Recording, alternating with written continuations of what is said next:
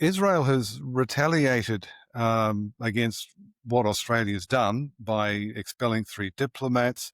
The Prime Minister has sent our Prime Minister a bit of an ultimatum to do something about anti-Semitism by Rosh Hashanah. This is all getting out of hand. How is this going to end up? How is this going to be resolved, do you think? Listen, I do believe that the government of Australia has to face the outcome of their actions. If you are blocking an Israeli elected official, and I'm not the first one from Israel being blocked, but I'm the first one um, while in office that wanted to come to see how anti-Semitism is being dealt with in Australia. I was invited because of the attacks on synagogue in Melbourne and other places, because we all saw the riots openly calling for genocide in the streets of Sydney, and we know what's going on in some of the mosques and the media and social media in Australia. The Jewish community in Australia, the people that I'm in touch with told me they don't feel safe, and I thought that Israel and the Jewish people should be in solidarity with any Jew all around the world who is suffering this kind of hatred and anti-Semitism. This is one of the reasons. It's not the only reason, but is definitely one of the reasons the state of Israel exists, in my view. This obviously has caused a diplomatic spat between Australia and Israel and the governments, but you've described this ban on you entering Australia as anti-Semitic and a betrayal of the Australian Jewish community. Can you elaborate on why you see it that way? First, as I said, it was a solidarity mission by an Israeli elected official that wanted to come and be in solidarity with the Jewish community suffering anti-Semitism. So blocking it, I believe, and that the feelings that I got from my hosts was making them feel unsecure and unsafe. And I think it's a reasonable reaction. But also, I have to tell you, when I got the letter denying my visa, at first I was afraid maybe I did some misquotes, maybe I said something that was misinterpreted, maybe I used a harsh language. But then I got the list from the Australian government of the things that I actually said that apparently convinced them that I'm a danger to the public safety in Australia. And those things include that we have to eliminate Hamas, that Hamas is bad and Israel is good, that Israel is not to be blamed in the situation in Gaza, that Israel does not starve anyone in Gaza, that the Palestinian state is dangerous to the state of Israel, and that Israel has to apply sovereignty over Judea and Samaria, our ancestral homeland. So if those views are considered hateful and divisive, and got the Australian government to go out of their way to say that I am a divisive and a dangerous person because I hold these views, I know that many people in the Australian community and Jewish community hold those views. I know that those views are being held by a lot of people inside and outside Australia, definitely by a lot of Jews, and definitely by a vast majority of the public in Israel. In fact, that's a formal Knesset resolution, most of those actions. So most of those quotes. So if they're basically saying, if you are holding the position of the majority of the Jewish people and the majority of Israelis, you are a danger to public security. Yes, for me, it's anti-Semitism. Well, you've said a few other things as well, and I've got some quotes here, and please correct me if these quotes are not correct. Yes. One of the reasons they used to ban you was that you previously referred to Palestinian children in Gaza as enemies. You've shown support for plans that include forcibly moving Palestinians out of the Gaza Strip, and the Australian government specifically cited your statement that a Palestinian state is the first step towards the destruction of Israel. You say that sovereignty So must be applied to Judea and Samaria. These might strike some people in Australia as problematic. the last two quotes, for example, that you said, a Palestinian state is dangerous to the state of Israel, and that Israel should apply sovereignty over Judea and Samaria. As the chair, one of the co-chairs of the Land of Israel caucus in Israeli Knesset, I led two keystone resolutions in the Israeli parliament. Both enjoyed the support of coalition and opposition, right and center. And even the left did not object to it because it's common sense in Israel. And those things you said are actually quotes from Knesset resolution accepted by 2/3 of the Knesset. I think that Israel has the right to defend itself, and Israel has the right to say what is a danger to Israel. To say that the Palestinian state is dangerous to Israel, it's a legitimate statement. It's a consensus in Israel, and it's also in many other countries around the world with friends of Israel. To say that those sayings are inflammatory and divisive, it means that the formal position of the Knesset, the parliament in Israel, and the government in Israel are outlawed.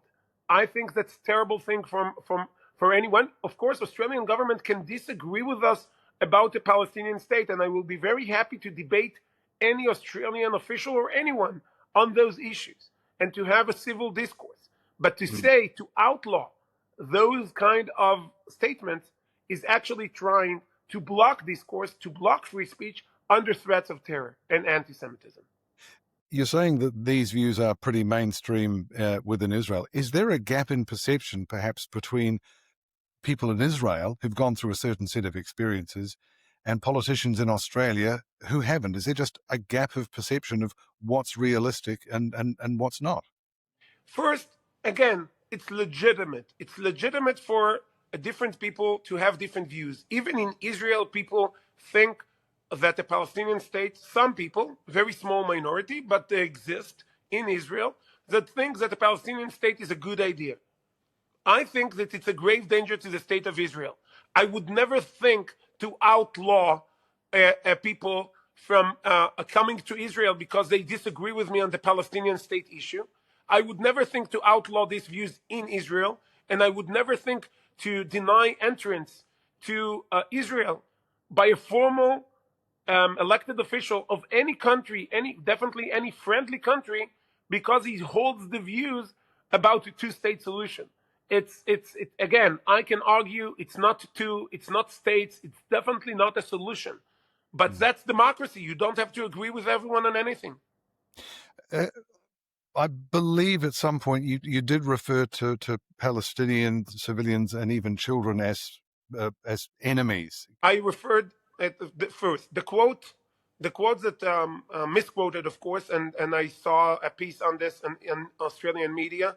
What I said that the Gazans are our enemies. And anyone who saw any video footage from October 7th could not deny this.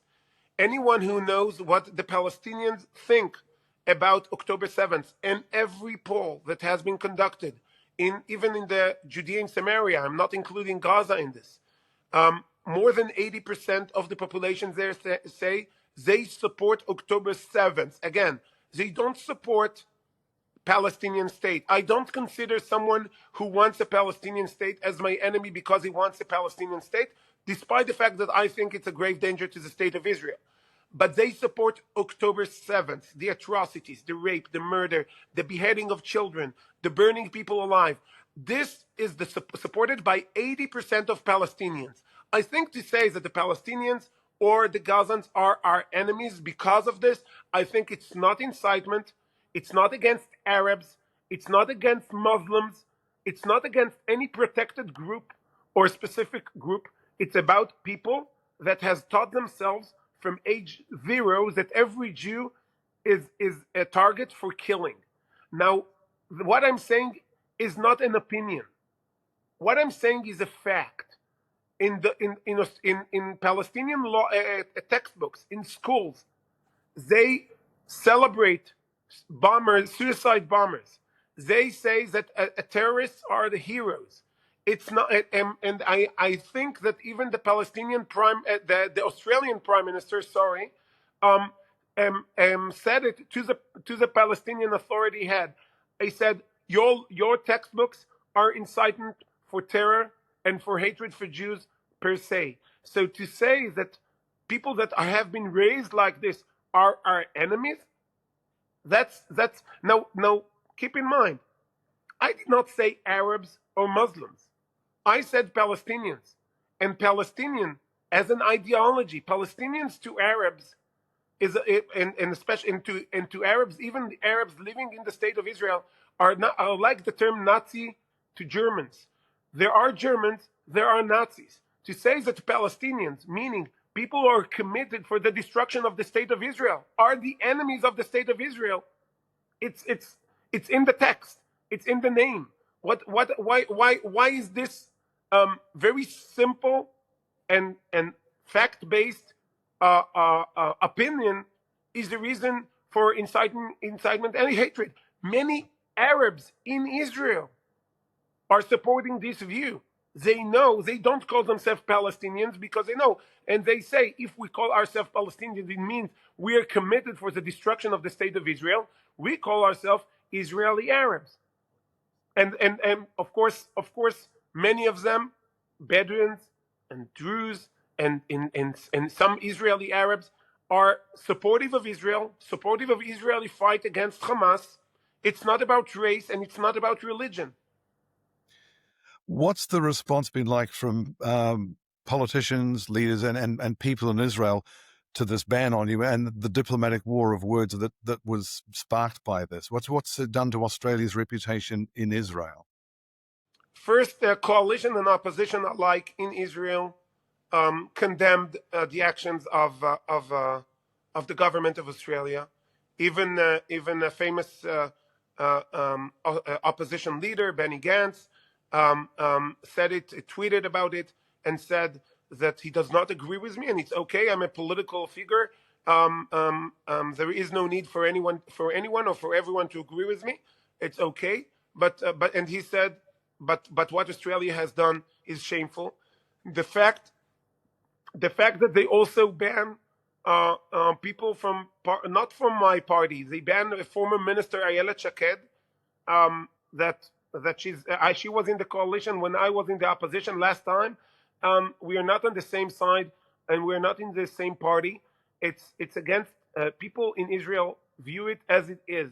It's not against me. It's against the state of Israel, and sadly against the Jewish people and the right of the Jewish people to have a state of their own and defending themselves against the most vicious terrorist organization like Hamas. Is there a danger that this whole diplomatic stoush could end up negatively affecting Australian Jews, that we could feel like the meat in the sandwich? Again, I think it started with it affecting Australian Jews. The reason for my visit is the attacks on Australian Jews. I came as part of a solidarity mission that I was asked by Australian Jews to come because they feel that they are under attack because they're Jews, because they support Israel. And we see what's happening in campuses all over the world, and also in the United States. Of course, we see what's happening in Europe. This jihadic Islamistic rhetoric that happens in the streets in Australia and in other places need to be dealt with. And I know that the action of the government has a lot of effect on this, because under the Biden administration, and we have the example from United States, under the Biden administration, students, Jewish students in campuses all over the United States were targeted because they're Jewish, because not even for supporting Israel, but because they're Jewish. And when Trump got into power, and he is committed, and he was and he is committed to deal with it, so the campuses had to deal with it and not be silent. This hatred against Israel, this hatred against Jews, is prospering when the government and anyone who has the ability to take action is silent about it. And I think that the Australian government is letting incitement against Jews and against the state of Israel to expand in the streets and in other places. We saw the terrible outcomes on synagogues and attacks on other Jewish institutes.